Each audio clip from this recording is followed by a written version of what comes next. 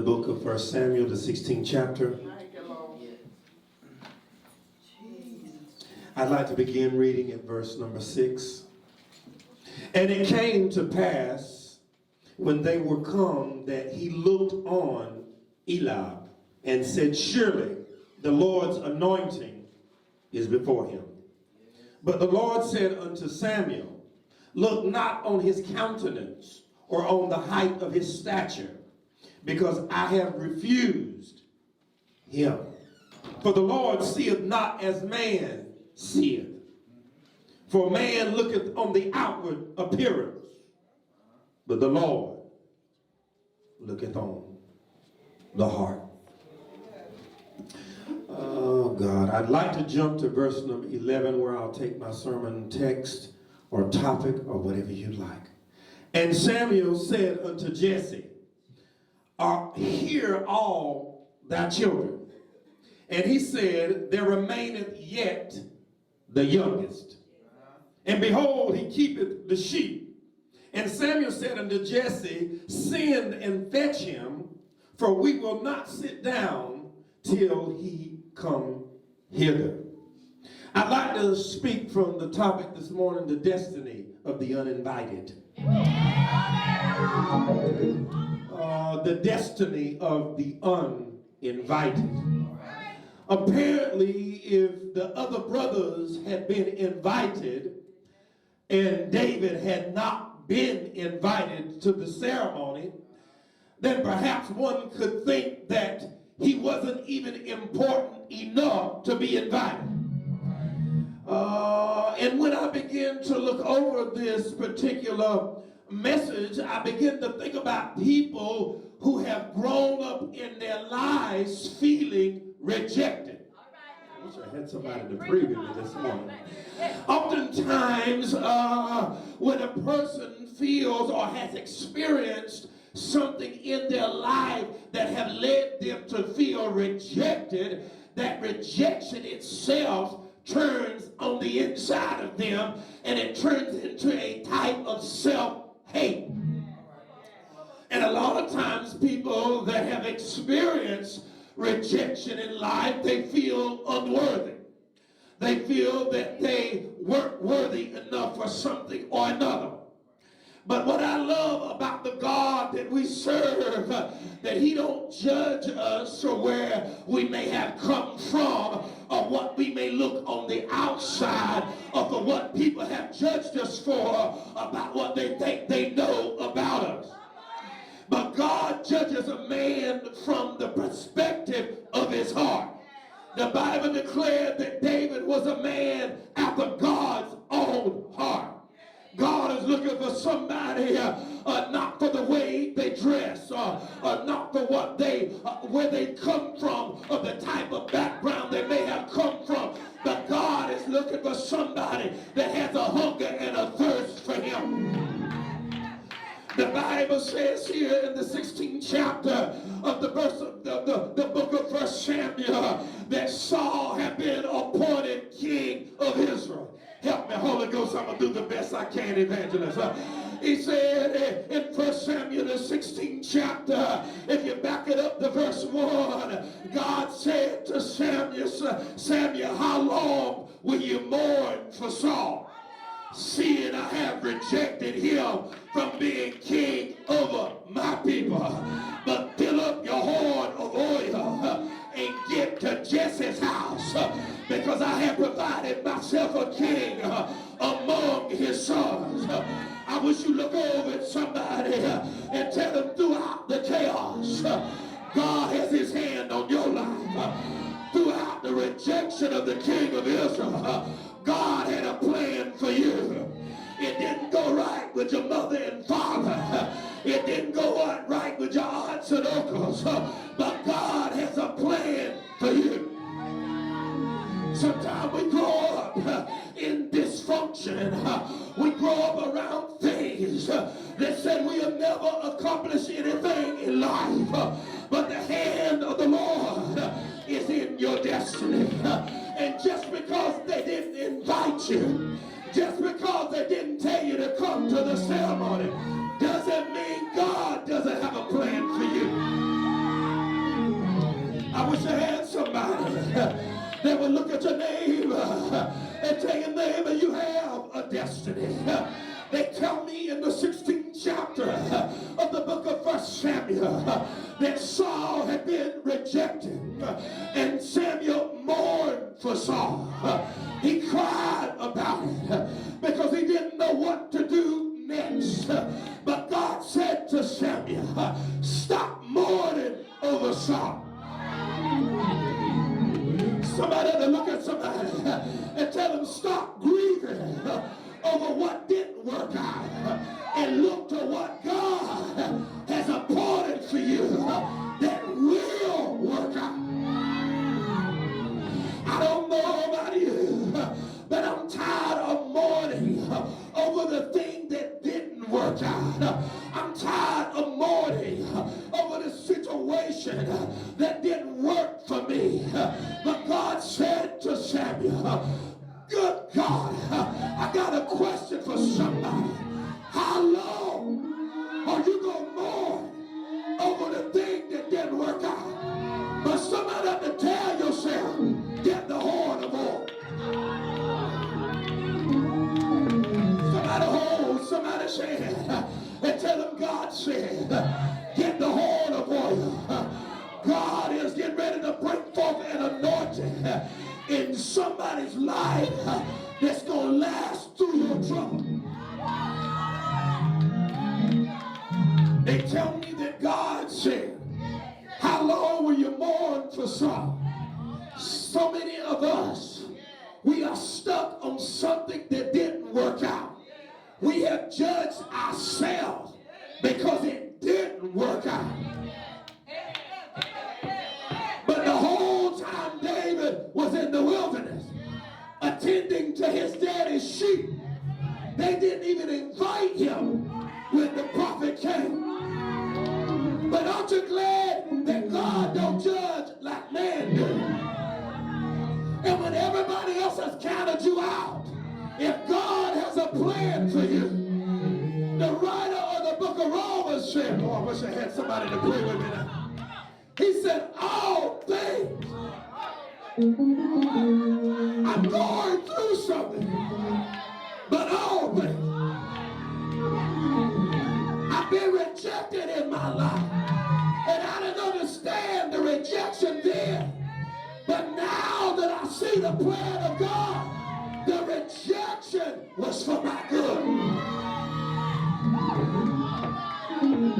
When I see people that didn't think enough of me to even invite me to the ceremony, but now when I look back over my life, when other people didn't value my life, didn't value my gifting, didn't value what God had put on the inside, I see that all of it was working together. Somebody hold your neighbor's hand and tell your neighbor they didn't invite me. Look at that neighbor hard and tell them they didn't invite me to the ceremony, but God had a plan. My destiny was on the line. God was speaking into my destiny. The Bible says in 1 Samuel 16 and 11, he said, are all thy children present? Beloved, stop trying to make something out of nothing. Oh God. Let God arise. Let his enemies be scattered. We worry about what people are doing. But God was saying, don't mourn for Saul. Don't cry over the thing that didn't work out. But look forward to what God is doing now. Because I found out the thing about the anointing that I love so much, it destroys the yoke of the enemy. The Bible says that he told Samuel, fill up your horn of oil, go to Jesse's house. And all 7 of Jesse's sons passed by. But God said to Samuel, I haven't chosen any of these. Some of y'all might feel lost in the crowd But when God wants to anoint you, he'll tell your father, we will not sit down until you get David. Where are the Davids at in the house? See what I always tell my young sons, when you are not being called to preach, when you are not being called to a service, that's the time you study. That's the time you go through your testing. Because your testing and your studying is your preparation. Because when you get out there before the lion, your testimony would be, nobody didn't see me when I was in the wilderness. But when I was in the wilderness tending to my daddy's sheep, a lion came out. A bear came out. But I was able to keep my daddy's sheep because I killed the lion and the bear. Hold somebody's hand and tell them, baby, when I was in my bedroom contemplating suicide, you weren't there. But while the devil was telling me I was worthless and that I should give up on my life, some down on the inside stirred me up and said, baby, you got something to live for.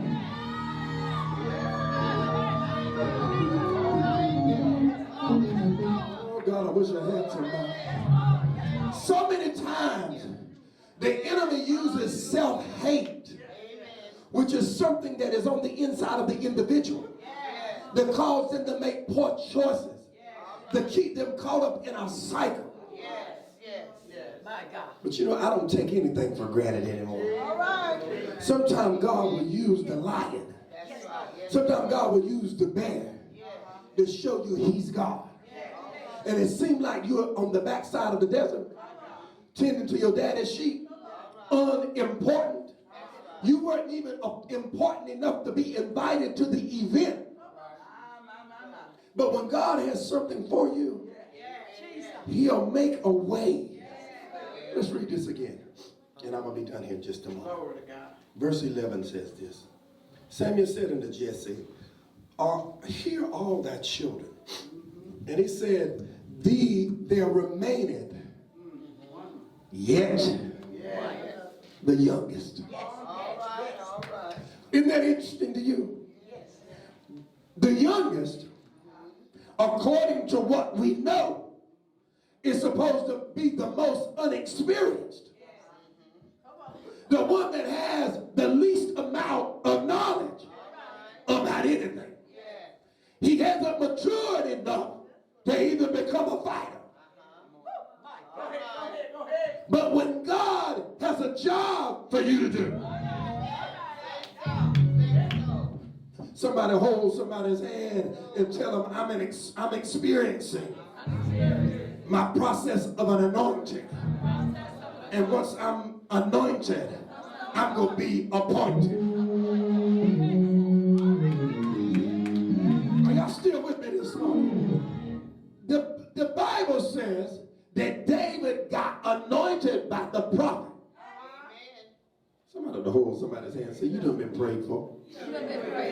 Now that you've been anointed, you're still not king.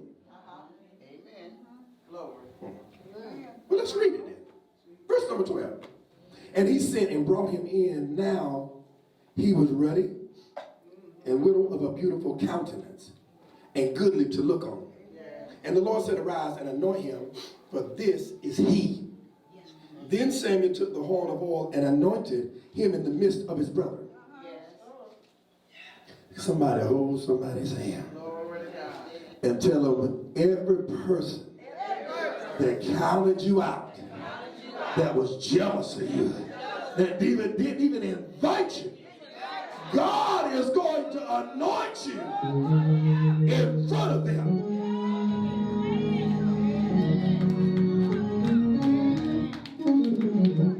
The Bible said David got anointed, went on about his life, but a war broke out.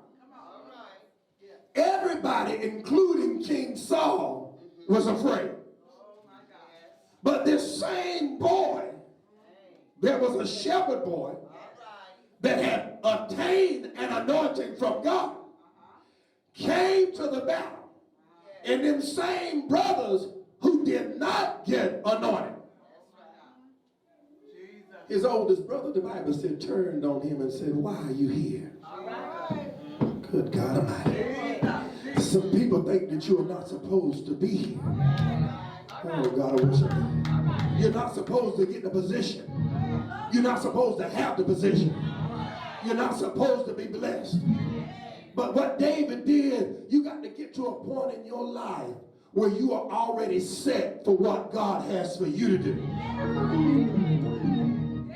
Am I preaching right? You got to get to a point in your life where when you are faced with the opposition, you already got your mind made up what you're going to do. Because you yourself know what God already brought you through. His brother said, what are you doing here? You have come to see the battle. But I know the naughtiness of your heart. I know the pride of your heart. But what David did is what some of you all need to learn to do. When you encounter somebody that's negative, that wants to stop you from walking in destiny, the Bible said he turned. The Bible said he turned his back to his elder brother and said to another. You know what I love about David? David said when his brother criticized him, he said, is there not a cause? You are here on purpose. But don't expect everybody around you to see your God-given purpose. And I got a news flash for you. Them that do see it, them that do see the hand of the Lord on your life will try to stop you because of jealousy. That's what they did to Jesus. The Bible said that Jesus came to his own, and they received him not. Beloved, you can be called of God and go through a season in your life, and you have already heard. You've been anointed with the horn of oil, but you can still go through a season of your life where everybody around you is rejecting the call of God on your life. But when you know the hand of God is upon you, I want to encourage somebody to feel like you've been uninvited or that you've been rejected. And the rejection you have experienced has tried to train the way you think about yourself and your future. But the Bible said that David used his experiences to help him win in killing his giant. The giant, see, people are trying to get inside of your head. The Bible said that Goliath disdained David. He went on to mock David by saying, am I a dead dog? Did y'all let this little pipsqueak come out here to fight me? But David, I can imagine this now, that as David began to walk, he geared up his sling. And he said, you come out against me with spear and a sword and a shield, but I come against you in the name of the Lord. Use what God brought you through. I want to get on this right here. Stop allowing what you've been through to be negative. Make what you've gone through that wasn't a good experience become a positive thing. Yes, it happened, but it was for good. Yes, I'm going through some things that has me worn out. But beloved, take that as the time that you feel that you have no strength left. God is keeping you. When you feel like you can't go and do any more, that's when God is keeping you and covering you. Or sometimes the enemy wants to use rejection, things that are going wrong in our lives, to prevent us from going forward.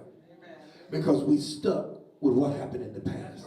We stuck with our experiences that made us feel less.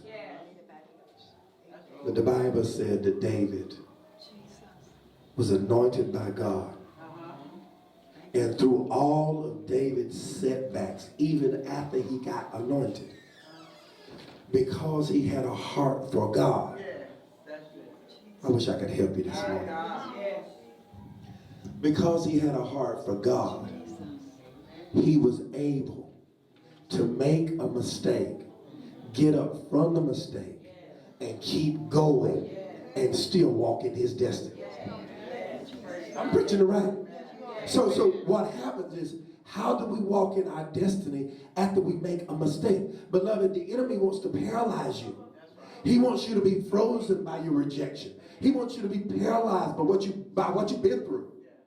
But you got to take everything you've experienced and have gone through and use it to say, look, I made the mistake. I'm not the mistake. You got to get up from that and move forward and still walk in your destiny.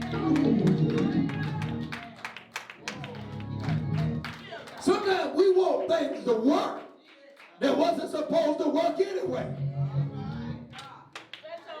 But David said, I'm going on with my life. I wish I had somebody to pray here. The Bible said when he found out the child was dead, he got up and worshiped God. What happens to us is we get stuck when the thing don't work in the thing that didn't work. But you got to let the thing that didn't work go so you can go on.